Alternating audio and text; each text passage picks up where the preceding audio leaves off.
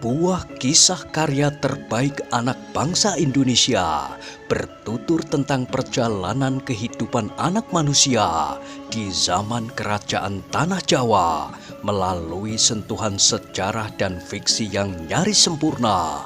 Dengan bangga kami persembahkan satu di antara karya terbaik dari Esa Mintarja yang berjudul Jejak di Balik Kabut.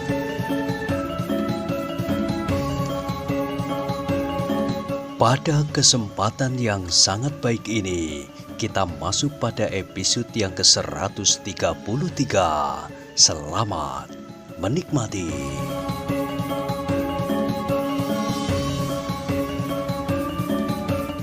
Pada episode sebelumnya telah diceritakan, dalam keadaan yang demikian, maka Kitumenggung Yudatama yang harus menghadapi 3 orang sekaligus itu meloncat mengambil jarak dari lawan-lawannya. "Jangan lari!" teriak Kitumenggung Sarpabiwada. "Kau tidak akan dapat melepaskan diri dari kepungan ini." Kitumenggung Yudatama tidak menjawab, tetapi diambilnya dari kantong baju sebuah sendaren. Jantung Kitumenggung Sarpabiwada berdesir. Sebagai seorang prajurit, ia pun segera tahu arti dari sendaren itu. Sebenarnya lah bahwa Kitumenggung Yudatama itu telah meniup sendaren. Suaranya bergaung memenuhi udara di atas kebun yang kosong yang penuh dengan rumpun bambu itu.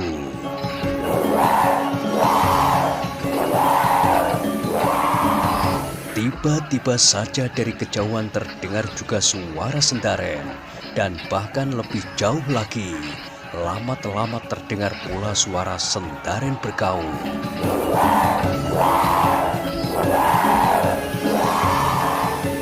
"Kau memang seorang penjilat yang licik, Kitumenggung Yudatama," geram Kitumenggung Sarpabiwada. "Tetapi jangan mimpi untuk terlepas dari tanganku." Kitumenggung Yudatama pun tersenyum. Katanya, "Mungkin kita sama-sama licik. Jika kau menyebut aku telah menjilat Ki Gede Pemanahan, maka kau telah menjilat Haryo Wisoko yang tidak akan pernah mempunyai kesempatan untuk dapat mewujudkan mimpinya yang indah itu. Sekarang kita bertemu di sini dengan kelicikan kita masing-masing, Kitumenggung." Kitumenggung Sarpabiwada tidak menjawab lagi. Bersama dengan 2 orang pengikut Haryo Wisoko, ia pun menyerang dengan garangnya. Tetapi Kitumenggung Yudatama masih sempat mengelak dengan loncatan-loncatan panjang. Kitumenggung Yudatama memang harus mengerahkan tenaga dan kemampuannya untuk melawan ketiga orang lawannya. Namun Kitumenggung itu pun berharap bahwa pasukannya segera akan dapat memasuki arena sehingga para prajuritnya tidak terhimpit oleh kekuatan para pengikut Haryo Wisoko itu. Sebenarnya, sejenak kemudian, pasukan Kitumenggung Yudatama itu pun telah hadir pula di kebun yang kosong itu.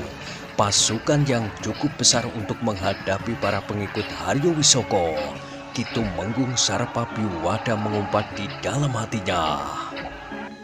Sementara pemimpin dari sekelompok para pengikut Haryo Wisoko itu merasa heran bahwa tidak ada isyarat dari orangnya yang berhasil menyusup di antara para prajurit Pajang, bahwa akan ada sepasukan prajurit yang datang di tempat itu.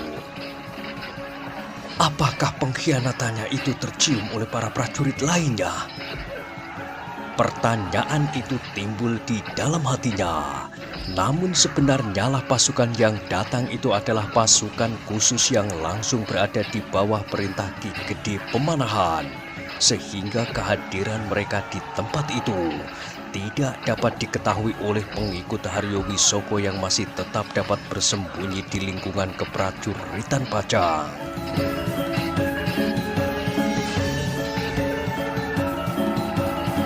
Pertempuran di kebun kosong yang mirip dengan hutan bambu itu menjadi semakin riuh. Para prajurit yang datang bersama Kitumenggung Yudatama mendahului pasukannya yang lain. Tidak lagi merasa sangat tertekan. lawan-lawan mereka telah terhisap ke dalam pertempuran yang lebih besar, sehingga mereka tidak harus melawan 3-4 orang bersama-sama. Bahkan mereka merasa bahwa ruang gerak mereka sudah tertutup rapat-rapat. Dengan kedatangan para prajurit Pajang itu, rasa-rasanya mereka harus tetap berhati-hati karena mereka ternyata telah berbaur antara lawan dan kawan di sela-sela rumpun-rumpun bambu yang padat. Namun para prajurit itu sudah terlatih untuk menghadapi segala macam medan, sehingga mereka segera dapat menyesuaikan dirinya. Pertempuran pun semakin menjadi sengit. Di mana-mana di antara rumpun bambu yang lebat itu telah terjadi pertempuran yang semakin seru. Hampir tidak dapat dipisahkan di mana kawan dan di mana lawan. Di antara para prajurit Pajang yang turun ke kebun kosong yang menyerupai hutan bambu itu adalah para prajurit yang ditempa secara khusus untuk memburu Haryo Wisoko bersama Pangeran Benowo, Raden Sutawijoyo dan Paksi Pamekasan. Karena itu maka mereka yang sudah terlatih dengan baik itu telah membuat lawan-lawan mereka tertekan dan seakan-akan kehilangan setiap kesempatan. Kitumenggung Sarpabiwada tidak dapat lagi bertempur bersama dengan 2 orang pengikutnya.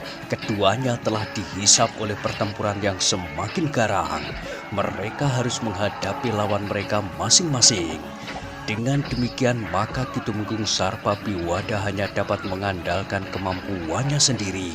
Karena itu dihentakkannya ilmunya untuk mendesak Kitumenggung Yudatama. Tetapi ternyata bahwa Kitumenggung Yudatama itu memiliki bekal ilmu yang sangat tinggi, sehingga justru Kitumenggung Sarpabiwadalah yang menjadi semakin terdesak. Siapakah di antara kita yang pantas untuk memberi kesempatan lawannya menyerah? Bertanya Kitumenggung Yudatama. Aku, jawab Kitumenggung Sarpabiwada. Menyerahlah. Kitumenggung Yudatama tertawa. Katanya, kau tidak akan mendapat kesempatan lagi, Kitumenggung. Petualanganmu akan berakhir hari ini. Kitumenggung Sarpabiwada tidak menjawab, tetapi serangan-serangannya menjadi semakin garang. Di sisi lain dari pertempuran itu, Ki Waskita yang membawa pedang itu pun menjadi hantu di pertempuran itu. Pedang yang dirampasnya dari seorang lawannya itu setiap kali menyentuh lawan-lawan yang berani datang menghadapinya. Ketika 3 orang lawan datang bersama-sama, maka ketiga-tiganya pun terlempar dan jatuh menimpa rumpun bambu yang lebat. Sedangkan di lingkaran pertempuran yang lain, beberapa orang pengikut Haryo Wisoko bertempur dengan keras dan kasar menghadapi beberapa orang prajurit. Ternyata dalam jumlah yang seimbang, para pengikut Haryo Wisoko dapat memberikan perlawanan yang cukup baik. Namun para pengikut yang terlatih itu semakin lama semakin menekan pertahanan lawan mereka. Dalam pada itu para prajurit Pajang tidak hanya terlatih dalam perang gelar, tetapi seseorang mereka pun mendapat tempaan yang keras. Apalagi mereka yang pernah berada di lingkungan pasukan khusus yang dibentuk untuk memburu Haryo Wisoko keluar kota raja. Meskipun menurut perhitungan Ki Gede Pemanahan, Haryo Wisoko masih berada di dalam dinding kota. Dengan demikian, maka perlahan-lahan para prajurit itu pun mulai mendesak lawan-lawan mereka. Dalam pertempuran yang semakin keras dan ganas itu, maka korban pun mulai berjatuhan dari kedua belah pihak. Para pengikut Haryo Wisoko satu-satu jatuh terkapar di antara rumpun bambu yang lebat. Sedangkan para prajurit Pajang pun telah menyusut pula.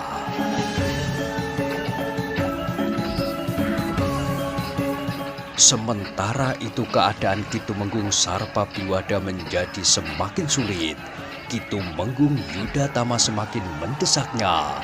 Serangan-serangan Kitumenggung Yudatama rasa-rasanya menjadi semakin cepat.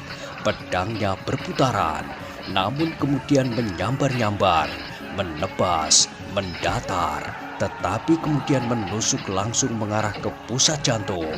Meskipun pertahanan Kitumenggung Sarpabiwada cukup rapat, tetapi serangan-serangan Kitumenggung Yudatama akhirnya mampu menembusnya. Ujung pedang Kitumenggung Yudatama itu sempat menyentuh lengan Kitumenggung Sarpabiwada. "Anak iblis kau Yudatama!" geram Kitumenggung Sarpabiwada. "Jika kau tidak menyerah Sarpabiwada, maka aku tidak mempunyai pilihan lain. Kau terlalu sombong. Lihat prajurit-prajuritmu telah terkapar mati." "Memang ada prajuritku yang mati, tetapi tubuh pengikutmu yang terbunuh berserakan di mana-mana." "Omong kosong!" geram Kitumenggung Sarpabiwada. Kitumenggung itu pun kemudian telah menghentakkan kekuatannya.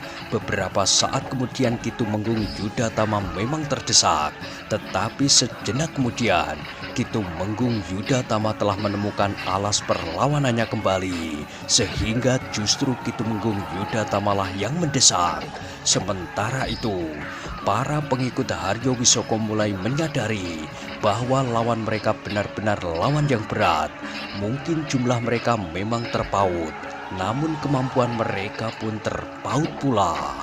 Karena itu, meskipun ada 1-2 prajurit yang harus bertempur melawan 2 orang, namun mereka tidak mengecewakan. Bahkan kadang-kadang dengan cara yang sangat mengejutkan mereka mengalahkan lawan-lawan mereka. Ki Waskita masih saja berjalan kian kemari dengan pedang di tangannya. Semakin lama semakin banyak yang mampu menilai bahwa tidak ada di antara mereka yang dapat mengimbangi kemampuannya. Bagi para pengikut Haryo Wisoko, maka pertempuran itu merupakan pertempuran yang menentukan. Jika mereka gagal, maka mereka akan terbunuh atau menjadi tawanan. Mereka menyadari bahwa pemberontak yang tertawan akan mengalami nasib yang buruk, lebih buruk daripada tawanan perang. Karena itu, maka mereka pun kemudian telah bertempur habis-habisan. Bahkan ada di antara mereka yang merasa lebih baik mati daripada tertawan. Tetapi para prajurit pun tidak ingin kehilangan kesempatan. Para pemberontak itu sudah terlalu lama berkeliaran. Setiap usaha untuk menemukan mereka selalu gagal karena pengkhianatan. Sementara pengkhianatannya masih juga belum dapat diketahui. Apalagi ada di antara para prajurit itu yang menduga bahwa Haryo Wisoko ada di antara mereka. Jika bukan Haryo Wisoko, tentu juga para pemimpin yang lain. Satu di antaranya yang dapat mereka kenali adalah Kitumenggung Sarpabiwada. Dengan demikian, maka pertempuran yang terjadi di antara rumpun-rumpun bambu itu menjadi semakin sengit. Hampir tidak ada kesempatan untuk tetap hidup bagi yang lengah. Ujung senjata sambar menyambar dengan cepatnya. Begitu tiba-tiba maut itu menyambar seseorang yang berada di antara rumpun bambu itu. Ki Waskita dapat menyaksikan pertempuran yang garang itu. Ia melihat beberapa orang prajurit yang terkapar. Ia pun melihat bagaimana para pengikut Haryo Wisoko itu bertempur tanpa mengenal menyerah.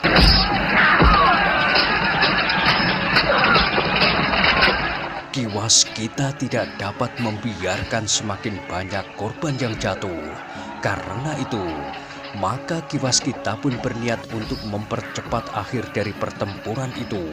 Karena itulah, maka Ki Waskita pun tidak hanya bertahan jika ia diserang. Ia pun kemudian benar-benar berada di tengah-tengah pertempuran. Sikap Ki Waskita itu ternyata sangat besar pengaruhnya. Dengan cepat ia menyusut jumlah lawannya. Beberapa orang berteriak kesakitan disambar oleh pedang di tangan Ki Waskita. Sedangkan beberapa orang lainnya terbanting jatuh sambil menahan pedih. Ujung pedang Ki Waskita itu telah menikam menembus dada. Ki Waskita memang bukan seorang pembunuh. Ia tidak berusaha membunuh lawannya sebanyak-banyaknya, tetapi ia berusaha untuk menghentikan perlawanan mereka. Akhirnya para pengikut Haryo Wisoko itu pun menyadari bahwa mereka tidak akan mampu bertahan lebih lama lagi. Sementara itu, lingkungan itu benar-benar telah terkepung. Rasa-rasanya tidak ada jalan keluar dari neraka itu. Tidak ada yang dapat menahan lagi badai yang tertiup menerpa para pengikut Haryo Wisoko.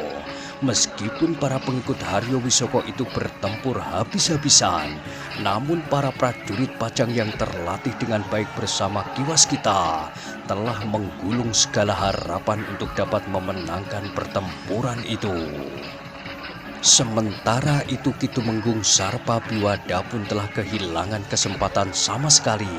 Ki Tumenggung Yudhatama mendesaknya, sehingga Ki Tumenggung itu selalu berloncatan surut. Bahkan kemudian ujung pedang Ki Tumenggung Yudhatama memburunya kemana ia pergi. Darah yang mengalir dari segores luka di lengannya membuat Ki Tumenggung Sarpabiwada menjadi sangat marah. Namun ia tidak dapat mengingkari kenyataan. Bahkan serangan Ki Tumenggung Yudhatama yang cepat telah berhasil menembus lagi pertahanan Ki Tumenggung Sarpabiwada. Ujung pedang Ki Tumenggung Yudhatama itu telah menyentuh pundak Ki Tumenggung Sarpabiwada.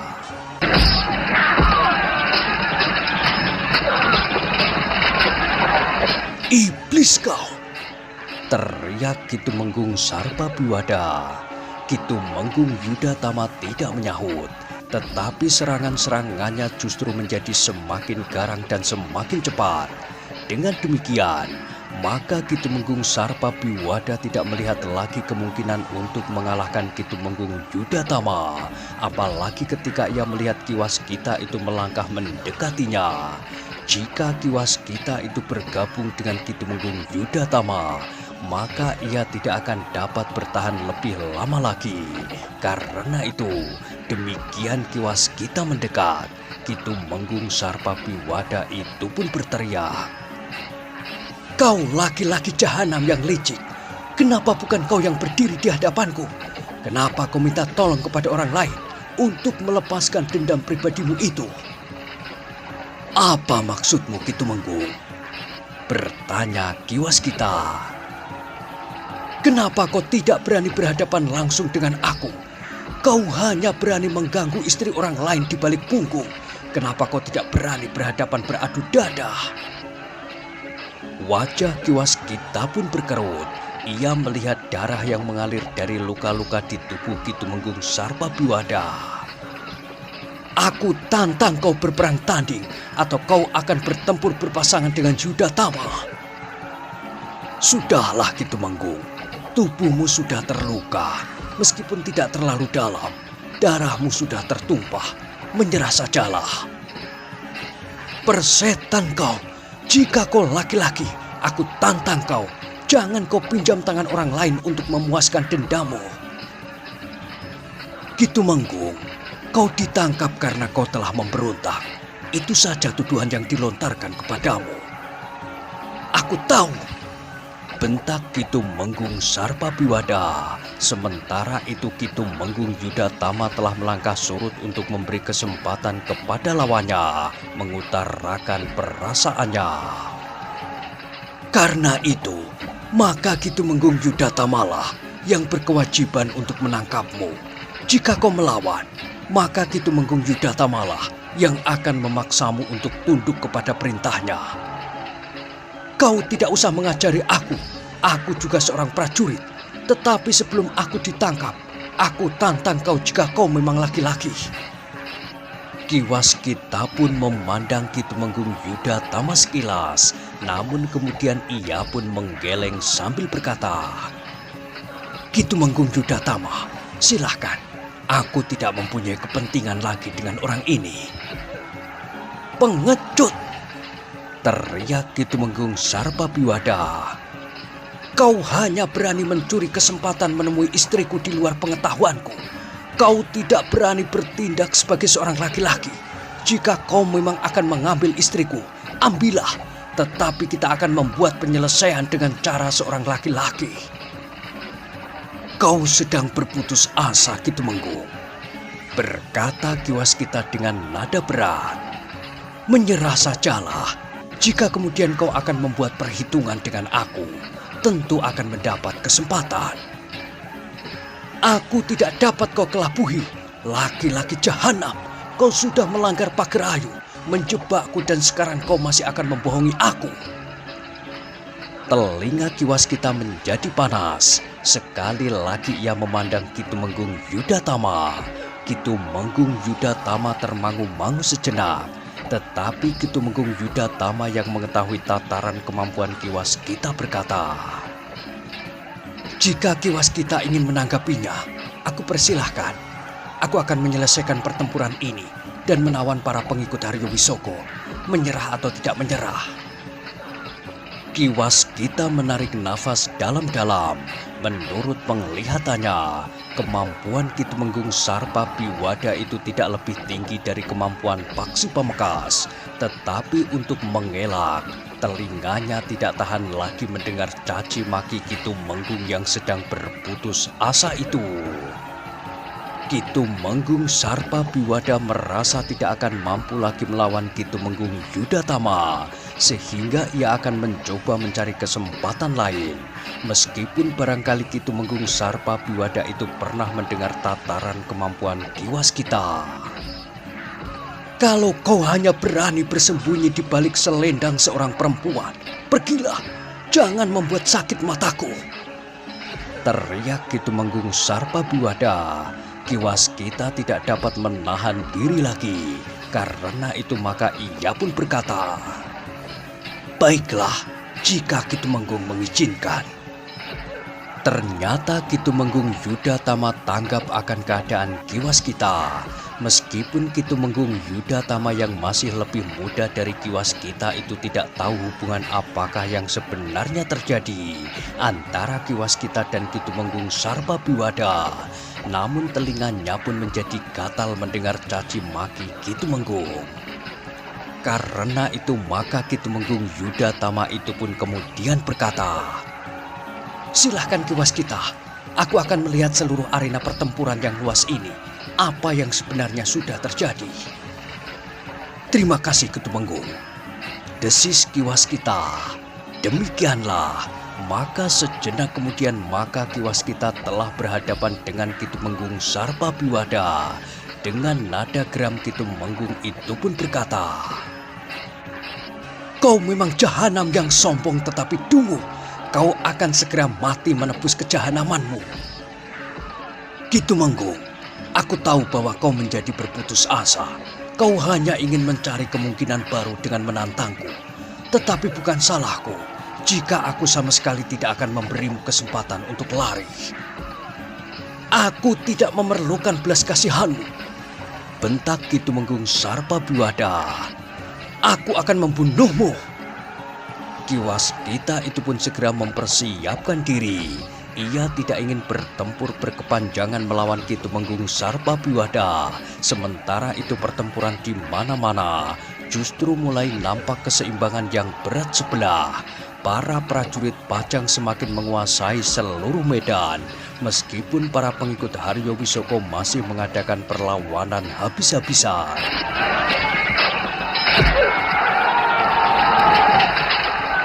Sejenak Ki Waskita menunggu. Sementara itu Ki Tumenggung Sarpabiwada sambil menggeram memutar pedangnya. Tiba-tiba saja Ki Tumenggung itu meloncat sambil menjulurkan pedangnya mengarah ke jantung. Namun dengan tangkasnya Ki Waskita bergeser sambil memiringkan tubuhnya. Pedangnya sempat menyentuh pedang Ki Tumenggung, sehingga arah pedang itu pun bergeser menyamping. Ki Tumenggung menggeram. Kemarahannya telah membakar jantungnya dan mendidihkan darahnya. Dengan serta-merta pedangnya menggeliat, kemudian menebas mendatar ke arah leher Ki Waskita.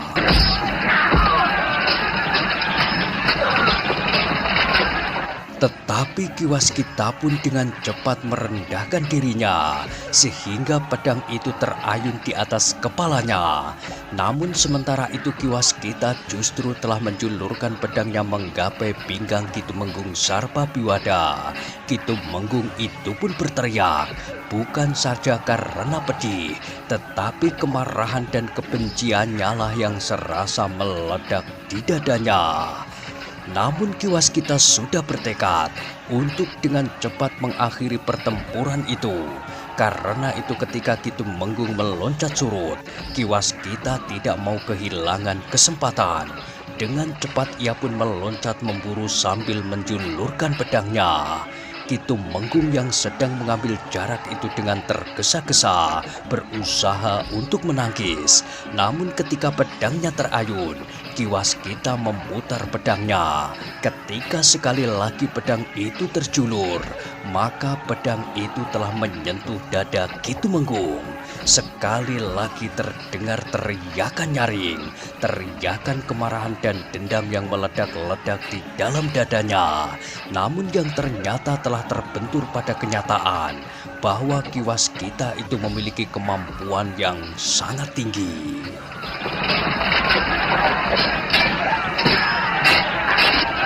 Demikianlah, maka akhirnya dengan putus asa Ki Tumenggung Sarpabiwada menyerang sejadi-jadinya. Namun kiwas kita yang tersinggung itu masih mampu menguasai dirinya, sehingga ia tidak berusaha untuk membunuh Ki Tumenggung, meskipun hal itu dapat dilakukannya. Namun yang terjadi kemudian, Ki Tumenggung yang sudah terluka di beberapa bagian tubuhnya itu tiba-tiba telah kehilangan pedangnya. Ketika pedangnya membentur pedang kiwas kita, maka rasa-rasanya pedangnya itu seperti dihisap dan lepas dari tangannya. Ki Tumenggung yang kehilangan pedangnya itu berdiri termangu-mangu. Sementara itu dari luka-lukanya di lengan, di pundak, di pinggang, di dada dan di beberapa tempat yang lain telah mengalir darah semakin banyak. Karena itulah, maka tubuhnya pun semakin lama menjadi semakin lemah. Ki Tumenggung, berkata kiwas kita, kau sudah tidak bersenjata lagi. Jika kau bukan pengecut, kau pun akan bertempur tanpa senjata. Geram Ki Tumenggung. Kiwas kita mengerutkan dahinya. Ternyata Ki Tumenggung Sarpabiwada adalah seorang yang keras kepala. Tanpa menjawab, kiwas kita pun telah melemparkan pedang yang dirampasnya dari salah seorang pengikut Ki Tumenggung itu. Ternyata kau adalah orang yang tidak mau melihat kenyataan, Ki Tumenggung. Kau adalah orang yang keras kepala, bodoh dan tidak tahu diri. Ki Tumenggung tidak menjawab. Dengan sisa tenaganya ia pun meloncat menyerang kiwas kita. Tetapi kiwas kita benar-benar ingin mengakhiri pertempuran itu. Karena itu ketika Ki Tumenggung menyerangnya, maka kiwas kita tidak memberinya kesempatan lagi. Serangan Ki Tumenggung yang terjulur itu tidak dihindarinya, tetapi ditebasnya tangan itu ke samping. Sementara itu kiwas kita justru meloncat mendekat. Tangannya dengan kerasnya memukul perut Ki Tumenggung. Ki Tumenggung itu pun mengadu tertahan. Demikian kerasnya pukulan kiwas kita, sehingga Ki Tumenggung itu terbungkuk kesakitan sambil memegangi perutnya dengan kedua belah tangannya. Tetapi kiwas kita tidak berhenti. Dihentakkannya kepala Ki Tumenggung itu, sementara kiwas kita mengangkat lututnya, sehingga wajah Ki Tumenggung itu membentur lutut kiwas kita. Ki Tumenggung tidak sempat berbuat apa-apa ketika wajahnya 3 kali terantuk lutut lawannya. Ketika kiwas kita kemudian melepaskannya, Ki Tumenggung itu pun terhuyung-huyung. Matanya berkunang-kunang, sementara mulutnya pun berdarah. Bibirnya pecah-pecah dan serasa mengembang di bawah hidungnya. Kiwas kita berdiri termangu-mangu. Dipandanginya Ki Tumenggung yang kesakitan itu, matanya yang merah, wajahnya yang lebam kebiru-biruan, mulutnya yang berdarah serta tubuhnya yang sudah tidak dapat berdiri tegak.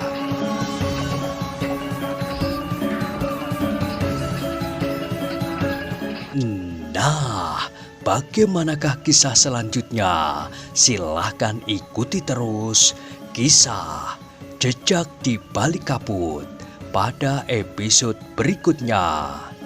Sampai jumpa.